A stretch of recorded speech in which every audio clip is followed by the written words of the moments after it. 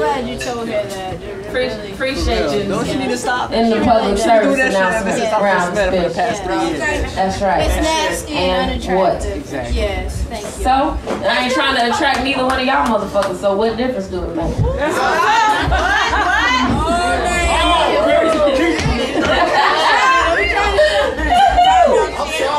Don't be acting like that. Did he say, every Saturday night from 11 to midnight I host a spoken word radio show called Poetry is on 88.5 FM. And this Saturday in Tampa from 12 to 2, like after I get off the air until 2 o'clock, we're doing an open mic at Sacred Grounds Coffee Shop on Bush. I think it's like 4801 Bush. It's in a little plaza right before you get the 50th on Bush. It's like across from Dunkin' Donuts, ain't it? Yeah, right across from Dunkin' Donuts and the Cash and Barrel Capone.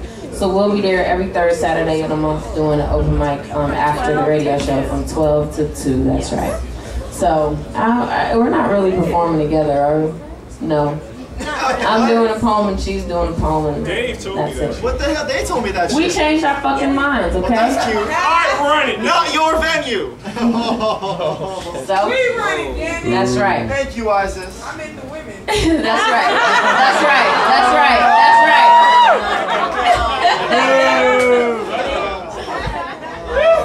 We just talked about that earlier. All right. So this poem, I think I'm gonna title it "The Other Half." Oh no. Yeah. I want to hear this. It's called "The Other Half." Is this emo? Shut up. It's kind of emo. Wiz straight? Fuck you. Respect. Okay. I mean, Anybody in here ever been in a love triangle? No. Yeah. Oh, you fucking liars. Everybody That cheats. means you didn't know. Nobody can relate to this poem. that is not true. I did not cheat. Shut up. All right. Eiffel Tower. So as I sit here less than 10 feet away from his wife, I realize that I still love him before I believed she actually existed. Where does he find the time? Thought she was an imagination figment, but she isn't. Thought this moment would be more traumatic than this, but it isn't. And at first, I feel nothing.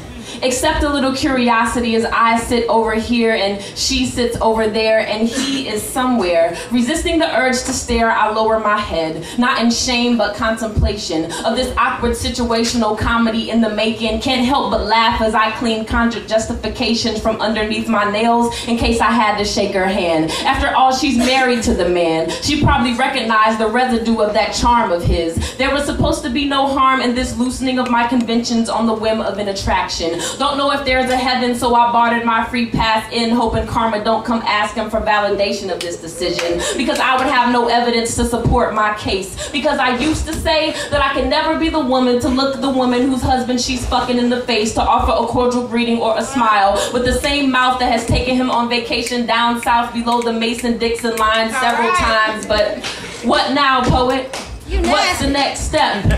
They say never let them see you sweat, and I didn't. Gotta poker face it now. Face myself in the mirror later and wonder what will become of we unbecoming lovers, cause ain't no turning back once you pull back the covers. He grabs my hips, told me she was tripping, so he hated to have to make this quick. Sensing a hint of guilt, I insist that he not concern himself with me. And it was then that I felt it, something ugly and cold, something I witnessed firsthand at 12 years old when I was still married to God until some 19-year-old stained sheets and defamed me. We laid down for a bit of bliss in the midst of Armageddon. Then he went home to his home wreckage, covered in the dust of us from the rubble of our Tower of Babel's demolition, scarred with the stigmata of a conscious crucifixion, no asylum through ascension, so I chose to accent them. Good thing scarlet letters are always on sale just below retail, but only a smudge those the details of his wedding ring. From a distance, there is harmony, branded in the echoes of I do's, bouncing off the walls of our secret rendezvous, and this costly sacrifice don't seem worth its asking price of our good names, our reputations, our genuine friendship should this sin cause the fall of his foundation. And I wish I could see an end to this, but what's in a wish if you ain't got a wishing well to pitch a penny for his thoughts, or a nickel for his kiss, or the fistful of ignorance that I swapped for my 6 cents, and there she is, the other half of his bank account, bearer of his last name, oblivious to the amount of change that I am holding holding in my pocket, and I pray that this woman doesn't ask if I can spare a dime. Because right now the space is so fine between his 1.5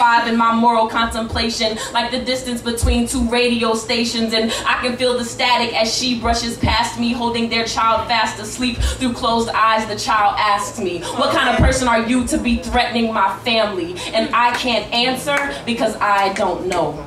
Give thanks.